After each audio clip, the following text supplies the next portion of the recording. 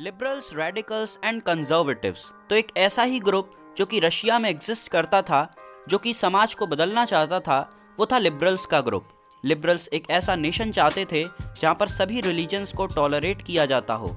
हमें ये याद रखना चाहिए कि इस समय यूरोपियन स्टेट्स यूजुअली डिस्क्रिमिनेट करती थीं एक धर्म या फिर दूसरे धर्म के फेवर में, जैसे कि ब्रिटेन चर्च ऑफ इंग्लैंड को फेवर करता था, जबकि ऑस्ट्रिया और स्पेन कैथोलिक चर्च को फेवर करता था। लिबरल्स ने डायनेस्टिक रूलर्स की अनकंट्रोलेबल पावर का भी विरोध किया। वो लोगों के अधिकारों को सरकार के खिलाफ सुरक्षित रखना चाहते थे। उन्होंने एक रिप्रेजेंटेटिव इलेक्टेड पार्लियामेंट्री गवर्नमेंट की मांग की और एक वेल ट्रेन्ड जुडिशरी की भी मांग की, जो कि देश में बनाए जाने वाले सभी लॉस को इंटरप्रेट करे और रूलर्स एंड ऑफिशियल्स से इंडिपेंडेंटली वर्क करे। हालांकि वो डेमोक्रेट्स नहीं थे। वो यूनिवर्सल एडल्ट फ्रेंचाइजी के आइडिया में नहीं मानते थे, मतलब सभी सिटीजन्स के पास वोट करने का अधिकार हो, वो इस चीज़ में नहीं मानते थे। वो सोचते थे कि वो पुरुष जिनके पास प्रॉपर्टी है, केवल उन्हीं को वोट करने का अधिकार होना चाहिए। वो वुमेन के लिए वोट भी नहीं चाहते थे। इनके विरोध में जो रेडिकल्स थे वो एक ऐसा नेशन चाहते थे जहाँ पर सरकार लोगों की मेजॉरिटी से बने, और बहुत सारे लोग वुमेन के सफरेज मूवमेंट को भी सपोर्ट किया करते थे।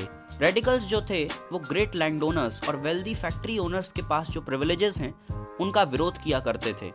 वो प्राइवेट प्रॉपर्टी के एग्जिस्टेंस के खिलाफ नहीं थे, बल्कि वो इस चीज़ को नापसंद करते थे कि ये जो प्रॉपर्टी है इसका कॉन्सेंट्रेशन केवल कुछ लोगों के हाथ में है। और कंजर्वेटिव्स की बात करें तो ये रेडिकल्स और लिबरल्स दोनों का विरोध करते थे। फ्रेंच रेवोल्यूशन के बाद हालांकि इन्होंने अपने माइंड को थोड़ा सा खोला और इन्हें भी ज़रूरत दिखी कि समाज में एक बदलाव तो आना ही चाहिए।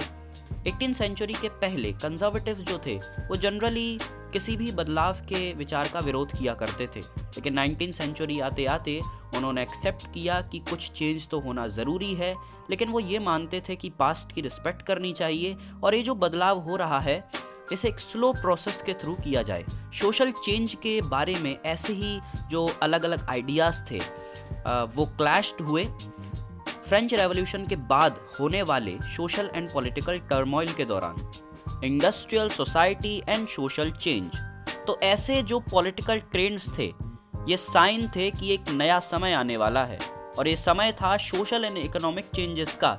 ये समय था जब नई नई सिटीज़ बन रही थी, नए इंडस्ट्रियलाइज रीजन्स डेवलप हो रहे थे, रेलवेज एक्सपैंड कर रहा था और इंडस्ट्रियल रेवोल्यूशन शुरू हो गया था। इंडस्ट्रियलाइजेशन ने मैन, वुमेन और चिल्ड्रन को फैक्ट्रीज में ला खड़ा किया। वर्क आवर्स लंबे हुआ करते थे और वेतन बहुत ही कम दिया जाता था। अनएम्प्लॉयमेंट कॉमन था, पर्टिकुलरली जब इंडस्ट्रियल गुड्स की डिमांड कम हुआ करती थी। साफ सफाई की भी प्रॉब्लम्स काफ़ी ज़्यादा आम थी, और ये प्रॉब्लम्स तब से आना शुरू हुई जब से टाउन्स तेज़ी से बढ़ने लग रहे थे। लिबरल्स और रेडिकल्स ऐसे ही इश्यूज़ के लिए सॉल्यूशंस चाहते थे। ऑलमोस्ट सारी इंडस्ट्रीज इंडिविजुअल्स की प्रॉपर्टी हुआ करती थी।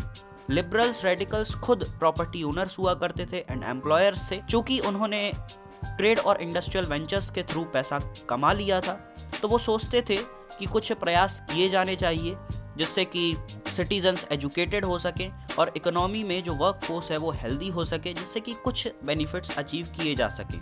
ये लोग ओल्ड एरिस्टोक्रेसी के पास जन्म से जो प्रिविलेजेस थी, जो विशेषाधिकार थे, उनका विरोध करते थे और फर्मली इंडिविजुअल एफर्ट, लेबर और एंटरप्राइज के वैल्यू में विश्वास रखते थे।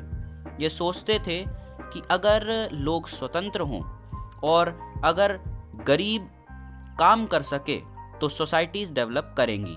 बहुत सारे काम करने वाले पुरुष और महिलाएं जो कि विश्व में एक बदलाव चाहते थे, उन्होंने अर्ली 19th सेंचुरी में पार्टीज, लिबरल और रेडिकल ग्रुप्स के साथ रैलियां की। कुछ नेशनलिस्ट, लिबरल्स, रेडिकल्स रेवोल्यूशन की मांग कर रहे थे, जिससे कि 1815 में यानी 1815 में यूरोप में एस्टैब्लिश्ड जिस तरीके की गवर्नमेंट्स एस्टैब्लिश हुई थी उनको ख़त्म किया जा सके। France, Italy, Germany and Russia में वो रेवोल्यूशनरीज बन गए, काम किया एक साथ मिलकर, जिससे कि वहाँ के मोनार्क्स को हटाया जा सके।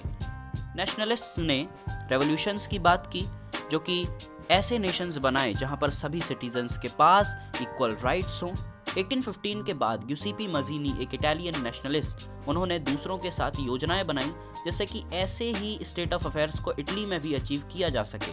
नेशनलिस्ट दूसरे देशों के, जिनमें इंडिया भी शामिल था, उन्होंने गिउसेप्पे मज़ीनी की राइटिंग्स को पढ़ा